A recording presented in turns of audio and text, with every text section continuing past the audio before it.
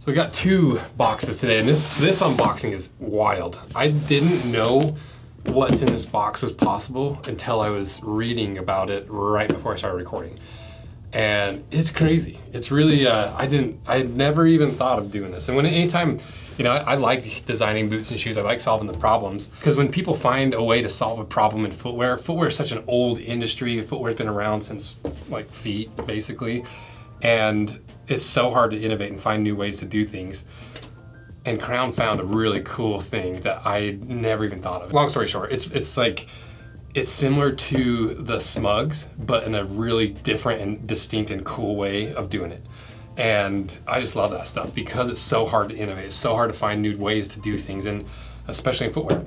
And so when I find people that do that, I just geek out over it and I love it because it's the most fun part of like what we do on the channel too, is like finding new ways to tell this old story of footwear. Like how many times can we cut things apart and tell the same story? Well, that's why we find new and interesting angles on stuff so we can keep those products or those videos unique and interesting and fun for people to watch continually, even though we've cut like 100 Goodyear welted boots apart.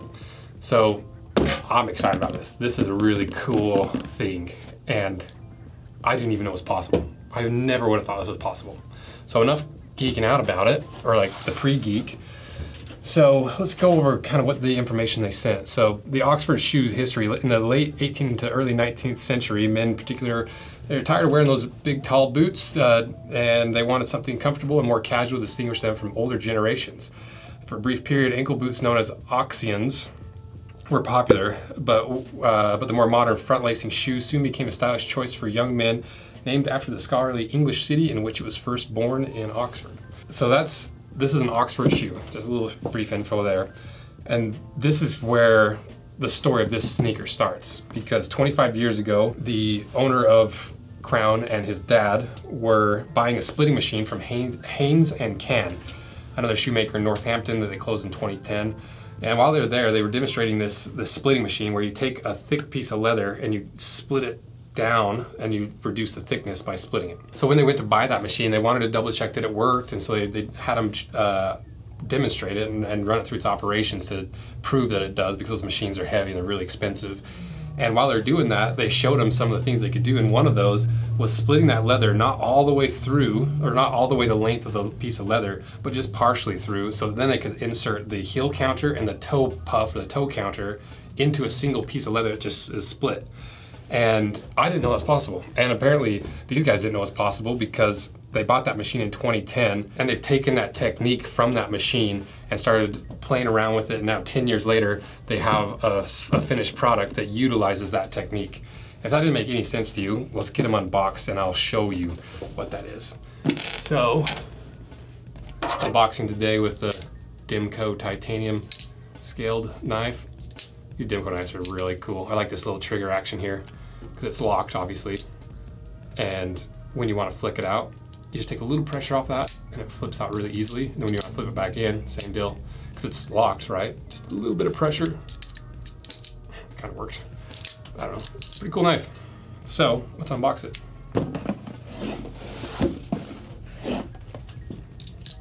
Just cut 2 pieces of tape. Didn't need a knife for it, but it's fun showing knives. Okay.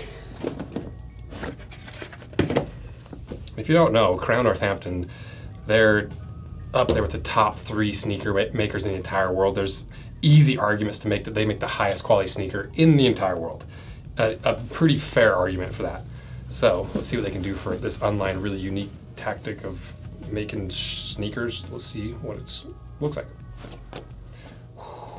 Wow, that is so soft. That's crazy. Oh. These things are gonna be so comfy. This one doesn't feel like there's any stiffener in it. So what is this leather? So this is the Veg Tan Derby. This is the Veg Tan Dearborn from Horween. 3.5 millimeters. Let's see how thick it is.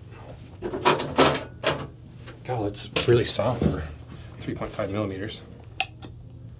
It's 2.8. Designed to feel like deer, but with the thickness of a sneaker or boot, so that you can split that down and insert the different stiffeners. And it's veg tan, so it's going to age so beautifully. Smells really good. Horween leather has a very distinct smell. But I like these because there's kind of that old school Vans. You know, if you own a pair of Vans that are that Oxford style, I like that a lot. Let's see what's underneath. Oh, it's glued down. Looks like there's leather underneath. I don't feel any stiffeners though. I'm confused about this because you can see it's rolled here. So I wonder if it's rolled and then tucked into the leather and then sewn over itself. Or maybe this is just a real French binding that's a separate strip. I don't know. That's freaking weird. These shoes are wild. I'm gonna wear these for sure. Let's open up the other one. I always like these little packages that they send them with. Got some extra laces, a little Crown Northampton keychain. We've got like 100 of these floating around the shop from all the different stuff we've done with Crown. E. Woodford. And E. Woodford is kind of their really high-end line for Crown Northampton, and this is clearly their high-end line to do this. I can't imagine it's cheap to do this. Okay, let's open up this next one. I'm really excited to wear this. Those are so soft. And speaking of really cool unlined footwear, we just released the African Trooper a day or two ago.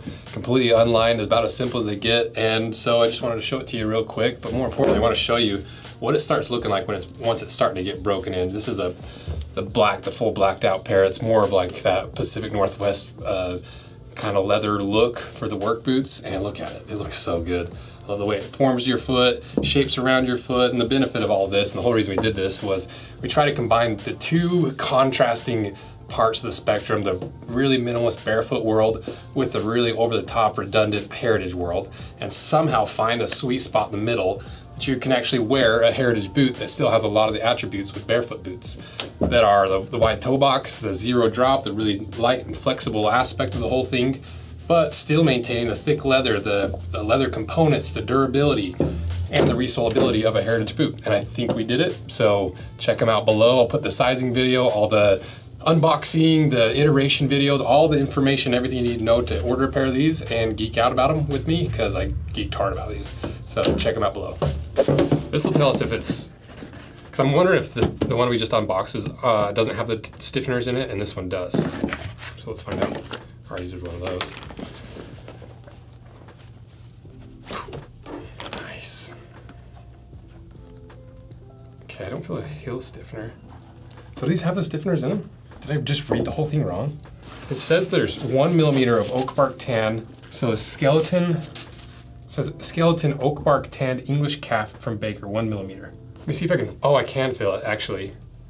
If I put some pressure on the back side, I can feel that little lip right there. So there definitely is a toe stiffener.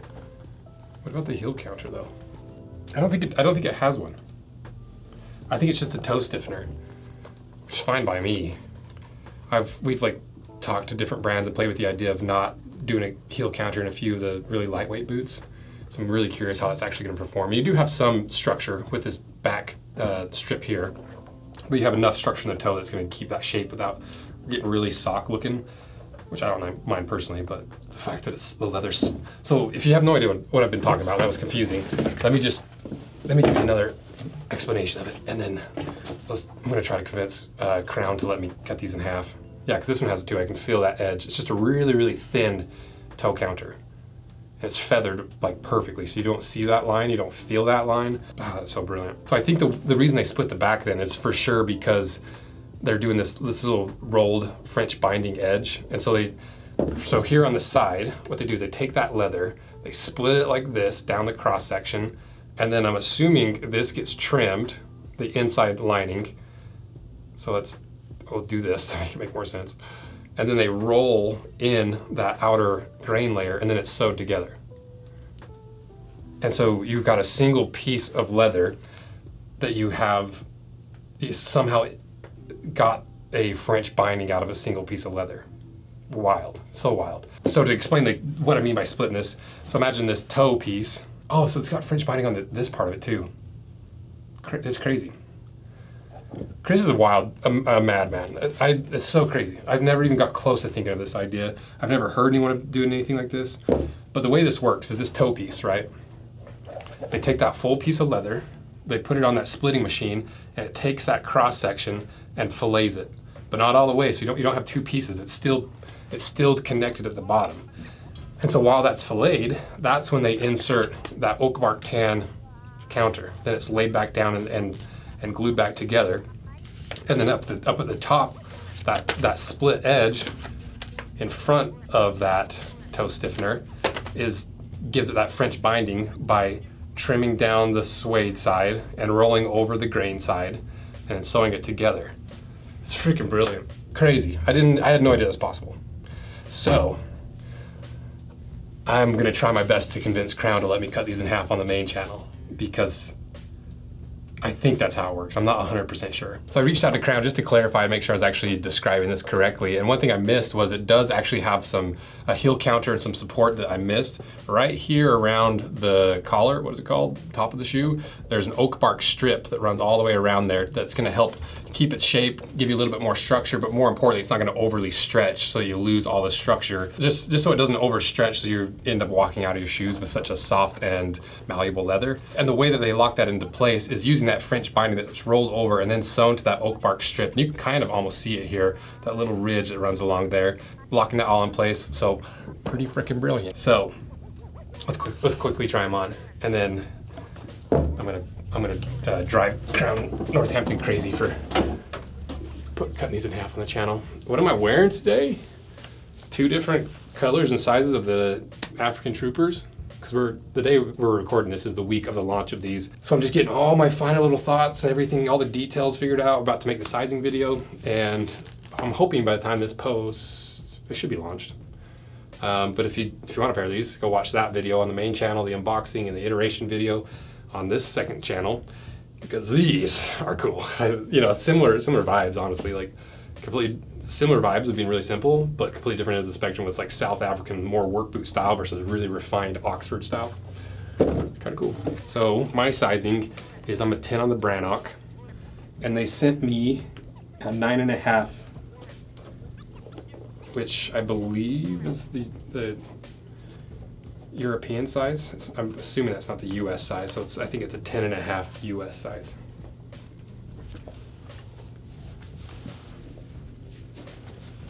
Ooh, those do fit. You know, my toe goes to the end, to there, and obviously it's a pointier last. Wow, those are way fancier looking than I thought they were gonna be. Dang! I'm wearing the absolute worst outfit for these. Very like dress shoe shaped. Let's try this one on. This one, I don't see the sizing on this one, so I assume it's the same size. Yeah. Wow. That's cool. Very dressy for my style, but the cool thing about this is if you're like me and you don't dress up very often, and when you do dress up, you want to wear something nice but really comfortable, these will do that. And I'm probably just gonna wear these veg tan ones just to see how they wear, or maybe I'll get Sam to wear them, because Sam likes skate shoes, and it's an Oxford, right? But it reminds me of those Vans. I didn't even talk about many of the details. Lactate Havea sole, all that stuff. But we're out of time, so I'm gonna try to convince Crown to let me cut these in half. Let me know if you want to see that. Give Crown some support by helping me convince them to do that. And if you want a pair of these, check them out via links in my description. Thank you guys for your support. It's what this channel has gotten really fun, because your guys' support on this channel is what allows us to convince these brands to send us this weird stuff and this unique stuff to not just unbox, but kind of gauge interest and see if there's a cool video that we can make around it. And then we're able to do it on the main channel and really show you guys everything you want to see. And it's so fun to do. I just like unboxing stuff. It's a good time. It's cool to kind of show you guys some stuff that we don't always get on the main channel. So thank you guys for your support of this channel and the main channel and our handmade leather goods and the brands that we're working with that make all this possible. Because if we didn't have any of these brand support, there's no way we could afford to cut like brand new stuff apart twice, 2 or 3 times a week, every week. So thank you guys. See ya.